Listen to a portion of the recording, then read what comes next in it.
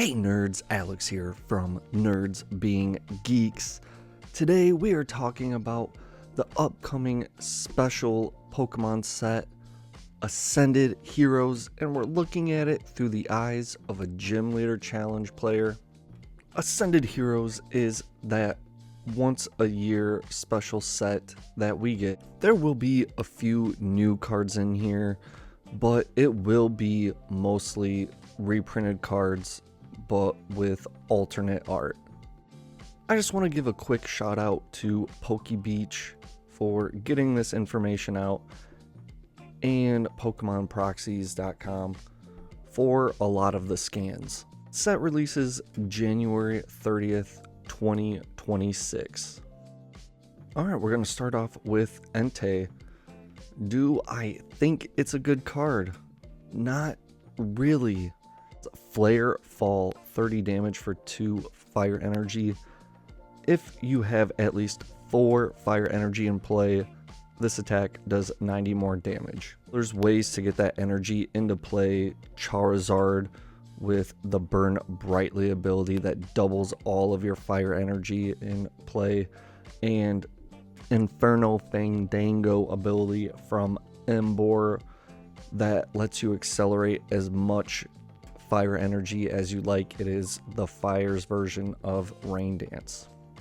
Moving on to the ice cream family, Vanillite, Vanillish, and Vanillux. But this is a trainer's Pokemon. This is N's ice cream, which means if you want to play one of them, you have to play all of them. Because of the name legality, it's considered a different card. Vanillite versus N's Vanillite. The first two are not really that important, but I wanted to look at N's Vanillux. Layered Snow, 2 colorless energy, 150 HP. Place damage counters on your opponent's Pokemon until their damage is doubled. This will be perfect in Water Spread. I do not really play Water Spread, but I love the fact that Water Spread is getting a card like this that you just spread all this damage and then boom, how about you double it? We have seen a move like that on a Lunana, and it also has a second spread attack as well. Blizzard, 120 damage, a water, 2 colorless. This attack does 10 damage to each of your opponent's benched Pokemon. And the Vanillite isn't too bad with a Call for Family attack. Lightning has a Stun Fisk, 110 HP, Jumping Trap, 30 damage, 1 lightning energy. During your opponent's next turn, the defending Pokemon can't retreat. During your next turn, this attack's damage does 100 more damage to the defending Pokemon. Honestly, this could be a great starter. Imagine turn 1 going second, 30 damage, knowing you're going to be doing 130 on your next turn. Your opponent can't retreat. Can they knock out this Pokemon with 110 HP on their second turn? I mean, it's possible, but I think that's a really fun attack. Then we have a Heliolisk, 120 HP with the ability Frilled Lightning. If you played a Canary from your hand during this turn, you may use this ability once during your turn. Search your deck for 2 basic lightning energy and attach them to this Pokemon, then shuffle your deck. That Canary, I'm not sure how to say it. That's a supporter card that we will talk about later. Then for a lightning and 2 colorless, Powerful Bolt, 70 damage. Flip a coin for each energy attached to this Pokemon. This attack does 70 damage times the number of heads. Not terrible, but a good way to accelerate some energy. Do I think it'll see much play? Probably not. We have a Tapu Koko, 120 HP. The First Flight, 1 lightning energy. You may use this attack on your first turn. Discard your hand and draw 5. Yeah, if you got a real stinker of a hand, this might be the best starter that you could ask for. Thunder Blast as well, 2 lightning, colorless, 130 damage. Discard 2 energies from this Pokemon. Not really the best. I don't know if this will even see play. I feel like there might be some better Tapu Kokos out there. But that first flight can really get you out of a pickle. And we're looking at Psychic. Not a ton here, but I did want to point out this Mischievous with the Ascension that lets you search your deck for a card that evolves from this Pokemon and put it onto that Pokemon. We saw that with Coughing in the Dark deck. It's always a fun attack, you know, depending on the Mismagius that you want to put out there. That could be pretty good. And we got a Spectrier, 120 HP.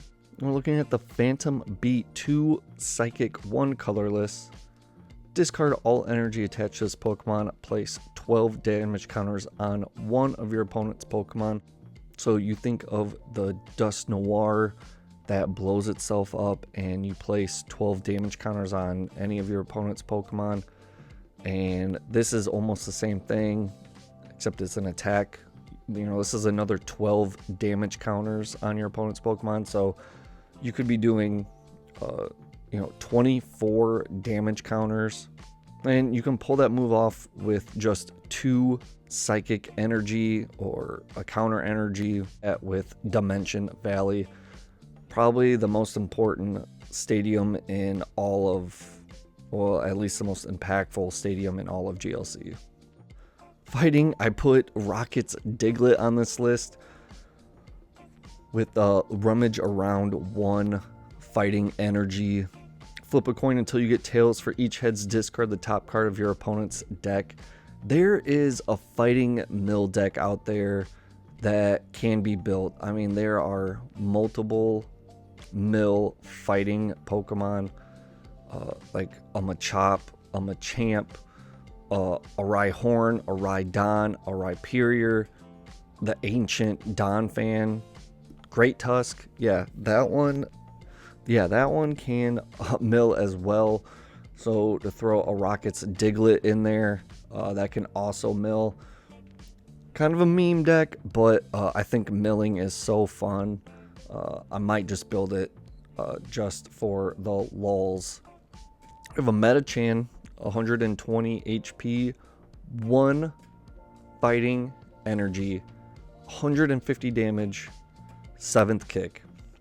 If you don't have exactly 7 cards in your hand, this attack does nothing. Pretty niche. Right off the bat, I'm just thinking of a research and then pulling off 150 damage for 1 energy. Do I think it'll see play? No, but it is hilarious. So now we have a new Ogie Dogie right off the rip. I don't think this will see play. The other Ogie Dogie is just way too powerful, but it's 140 HP and settle the score, 2 fighting, 1 colorless, 80 damage. This attack does 60 more damage for each prize card your opponent took during their last turn. Moving on to Darkness. There are some really good Galarian Obstagoons out there, and I think this is another one. Do I think it'll see play over the one that can like stop basics from attacking it, or what's the other one? I think it does like 180 damage maybe, and like discards cards from your opponent's hand. I think some disruption, but Scar Shot, a dark and a colorless, 70 damage.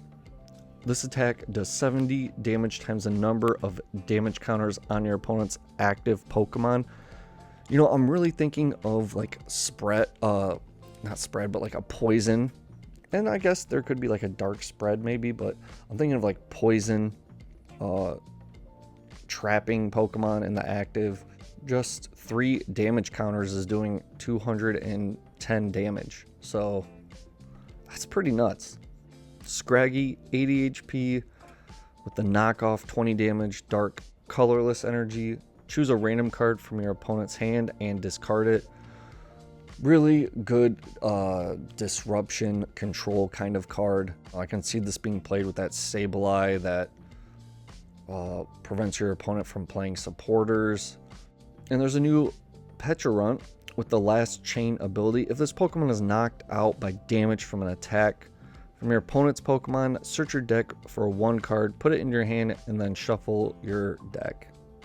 And Mochi Rush for 1 dark, 20 damage. During your next turn, this Pokemon's Mochi Rush does 50 more damage.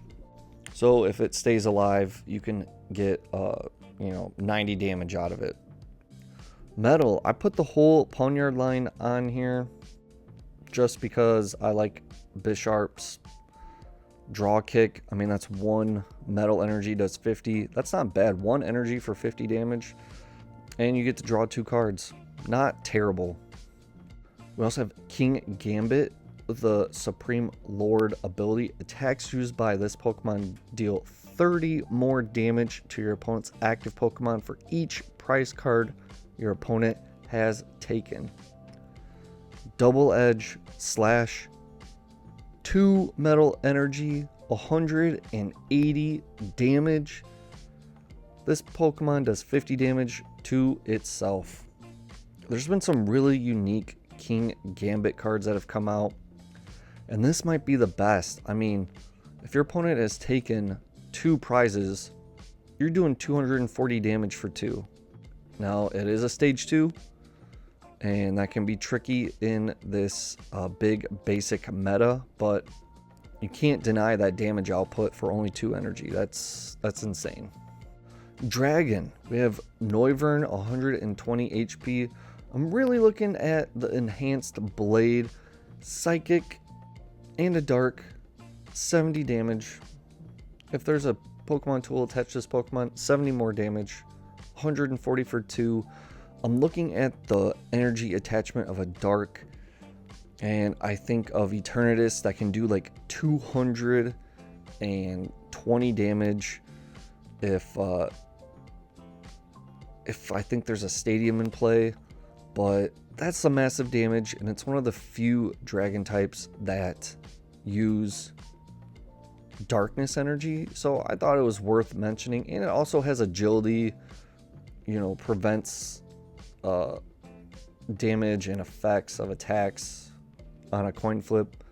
Always a good attack to have in a pinch. But I really want to talk about this Dragonair, 100 HP.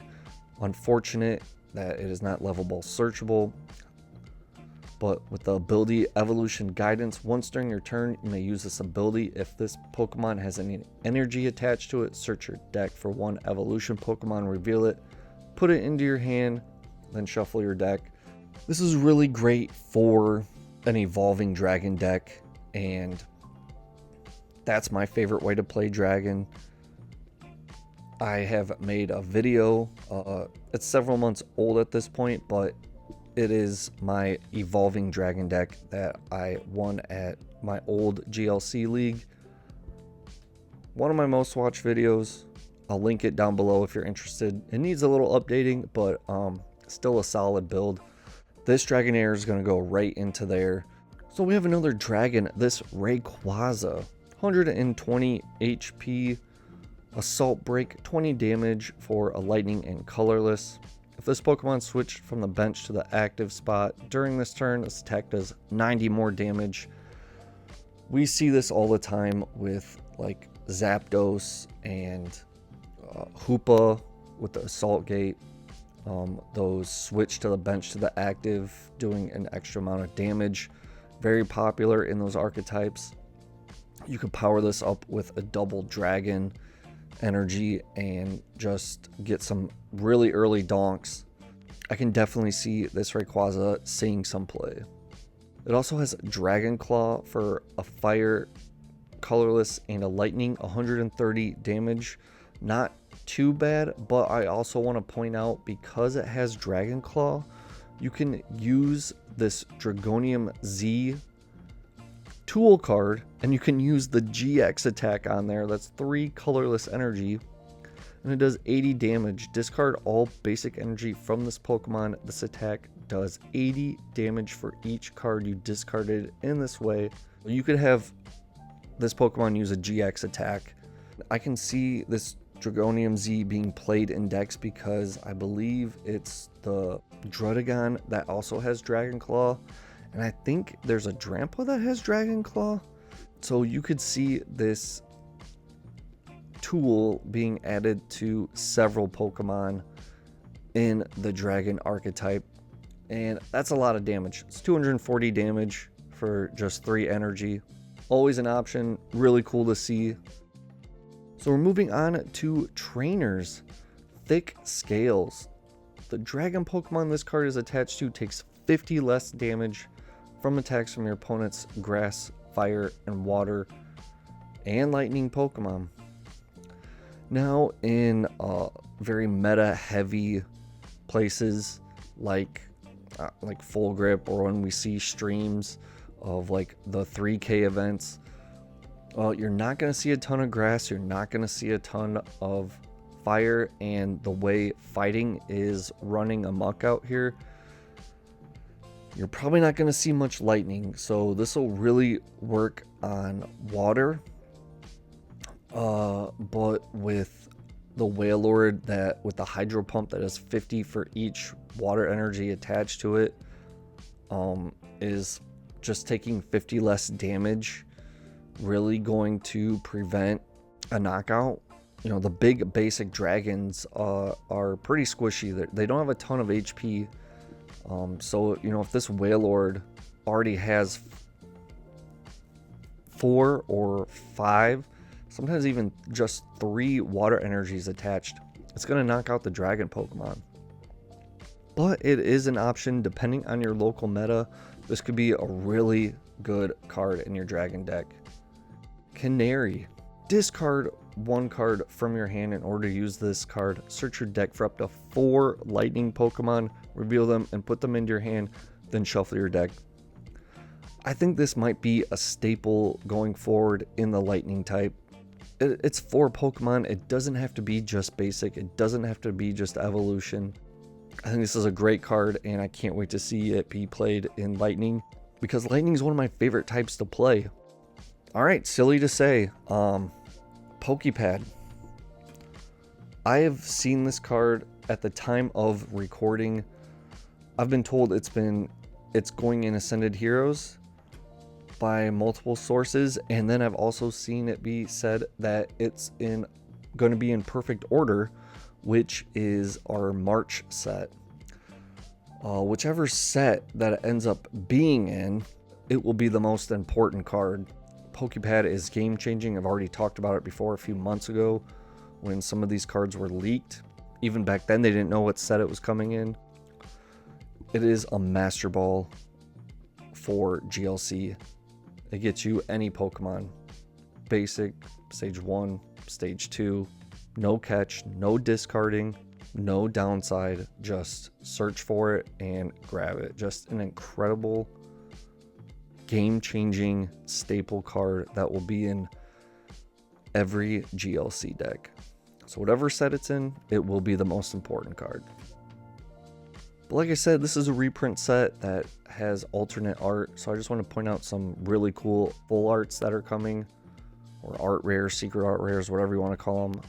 You know, we have this Badoo, very popular Pokemon in the grass deck, standard and GLC. Fanrodom is a staple in colorless. And this really awesome Ultra Ball.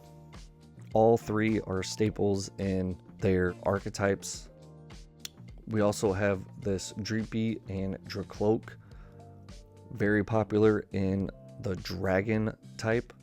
And they got some really cool artwork. So if you're looking to bling out your decks, there are some really cool cards that will be in this set. Just be careful. It is, I believe, the biggest set ever released by Pokemon, so pull rates are gonna be pretty terrible. My content is all about Gym Leader Challenge, so if you're into the format, thanks for watching.